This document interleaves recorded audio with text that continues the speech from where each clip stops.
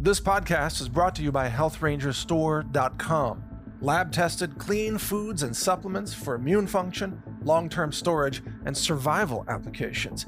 Every purchase helps fund this free speech video platform. Thank you for your support. Okay, I've got an emergency update for you. The evening of June 30th, 2020, the rules of engagement that Black Lives Matter has been operating under have been upgraded to a new engagement level of shooting people in vehicles.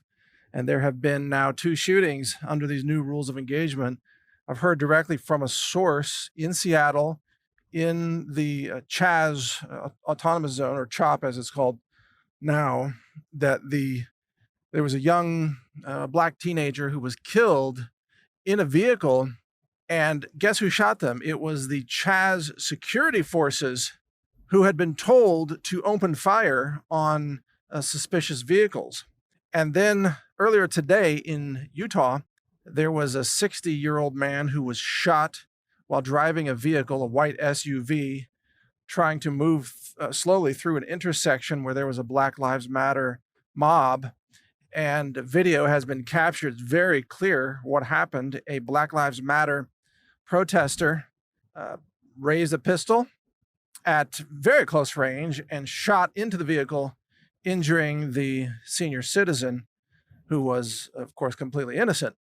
In addition, there was a second gunman at the scene who was also a Black Lives Matter, quote, a peaceful protester, as the left-wing media calls them, who was also pointing a pistol at the vehicle in another frame that we were able to capture from additional video. It's not clear whether the second gunman had opened fire on the vehicle or not. It's not clear how many rounds the vehicle was struck with, but we know at least one went into the vehicle and injured the senior citizen. We don't know the race of the senior citizen at this time. But here's what's clear. The Black Lives Matter, quote, protesters are now engaging in a shoot at vehicles engagement rule, or rule of engagement, as it's called, ROE. They've been told to shoot into vehicles now, and that's exactly what they're doing. So this is a linear escalation of the Black Lives Matter terrorists, as we have accurately called them from day one.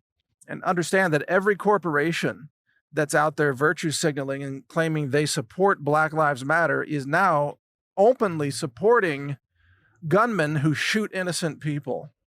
So Black Lives Matter is synonymous with gun violence at this point. They are shooting innocent people and killing innocent people, including inside Chaz, by the way, where to date 5 people have been shot, and I believe 2 have been killed. And remember, that's the police-free zone created when Black Lives Matter terrorists seized 6 city blocks of downtown Seattle, and the mayor of Seattle ordered police to back down. Now, this is in addition to the 911 recording that we posted a video on that last night actually, that has a recording of a woman who appears to be a white woman with a child in her car, and her car is being attacked by a Black Lives Matter mob. She calls 911 and frantically asks for help as her car is under assault, and the situation, she says, is getting very dangerous. The 911 operator tells her that City Hall has sanctioned the Black Lives Matter protests, and that therefore police can only observe and cannot intervene, and there's nothing that police can do to help this woman who's calling. And of course, she freaks out and gets very afraid, and she's like, what are you talking about? I'm under attack here. And the 911 operator just says calmly, you should contact City Hall to communicate your frustration to City Hall. There's nothing we can do, you know? So we have, in summary here, we have an escalation of the rules of engagement of Black Lives Matter that are now going kinetic, just as we warned you they would. They're going kinetic. They're opening fire on vehicles. Note that they're not returning fire. It's not like they were shot at first. They are initiating gunfire into vehicles with the intent to kill the occupants of those vehicles. And they succeeded in one case and killed a black teen in Seattle who was in one of the vehicles that was assaulted by Black Lives Matter, quote, security forces. So it begs the question, are they terrorists now? You know, how far is the left-wing media going to go in covering up all of this and falsely claiming that these are peaceful protesters? I mean, how many people have to die? How many people have to get shot before the truth will be admitted by CNN, let's say? And also at the same time, how many people have to die before the DOJ or the State Department officially declares Black Lives Matter to be terrorists? Because you see, this is the designation that much of America is waiting for. There are tens of millions, maybe 100 million plus armed patriots in America who have been standing back and holding their fire and watching while their cities are burned, while businesses are destroyed, while innocent people are assaulted and police officers are assaulted and private properties destroyed and cop cars are burned. And the patriots are just waiting for a designation that Black Lives Matter really are a bunch of violent terrorists engaged in an illegal insurrection against the United States. Once that designation becomes official, then I'm pretty sure the citizens are going to solve this problem very quickly by simply engaging, i.e. shooting the terrorists. Which is exactly the way to stop terrorists from continuing to kill innocent people and burn down America's cities, and also terrorize innocent people who live in those cities. So this terrorist designation needs to happen. It probably will happen soon, is my guess. And when it does happen, I'm not recommending that you go out and look for people to shoot, but if you are not armed in your defense anywhere in America today, then you're a fool. Just driving your car near a Black Lives Matter protest can now get you shot because their rules of engagement have been escalated to that level of shooting into vehicles now. So even if you're doing nothing wrong, even if you haven't flipped them off or called them racist things, what doesn't matter. You've done none of that stuff. You're just driving by, they can open fire into your car. And in fact, that's what they are already beginning to do. That has begun. So if you don't have a gun in your vehicle, where it's legal, of course, I always say follow the law. But if you don't have a gun in your vehicle, you're insane at this point. And probably it should be something more than a pistol. Did I ever tell you the gun that I have in my car? I'm not going to go into too many tactical details about exactly what I carry, but I will give you the size of the cartridges that are in it, and that's 7.62 by 39. That's my car gun. Okay, it's not some 9mm little puny pistol. It's a full-on 7.62 because I've seen this coming. I've been threatened. I've been death threatened, and now any white person in America might be spontaneously shot by Black Lives Matter terrorists.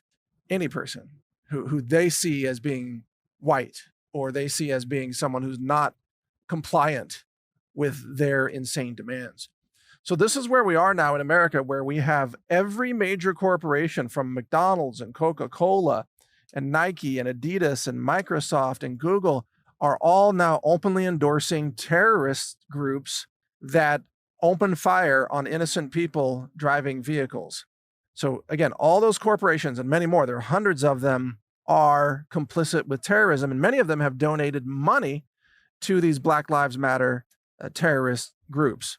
So we literally have corporations across America donating hundreds of millions of dollars to fund terrorist organizations, which is why the DOJ should not only arrest all of the terrorists, but should arrest the CEOs of all these corporations that are funding the terrorist operations, that are hunting down and shooting innocent people all across America. And if the DOJ won't do this, if they won't designate them terrorists, if they won't defend America, if the government won't step up to the job, there are two things that are going to happen. Number one, the American people are going to just completely lose any remaining faith in government. Not that they have much left anyway. But if government can't protect you when you dial 911 and you're under assault and the government says, sorry, City Hall has sanctioned this mob, what are you doing paying taxes to City Hall? What's the role of government if they can't even protect you from a lunatic terrorist mob? But secondly, the second thing that's going to happen, I predict, is that the American people will take matters into their own hands. Just like, what's that couple? The McCloskeys, I think, in St. Louis. That couple that was right in front of their crazy rich mansion. he with an AR-15 and she's holding, looks like a .380 auto pistol, protecting their house against the Black Lives Matter mob that was, marching by. More American people are going to take up firearms in their own defense, because eventually this goes kinetic, because Black Lives Matter now wants to shoot people and they are willing to shoot first. They are initiating violent shootings, mass killings. And so the American people have the right to defend themselves. And there will be many, many Americans who begin to take action to defend themselves against these violent left-wing terrorist mobs that are supported by corporate America, as well as the left-wing media, don't forget. So stay informed. You can hear my podcasts at brighteon.com. My channel is HR Report. You can also read my website at NaturalNews.com. Thank you for listening. Thank you for watching. If you want to support our mission, visit us at healthrangerstore.com for the world's largest selection of lab-verified superfood and nutritional products for healthy living. It's at healthrangerstore.com.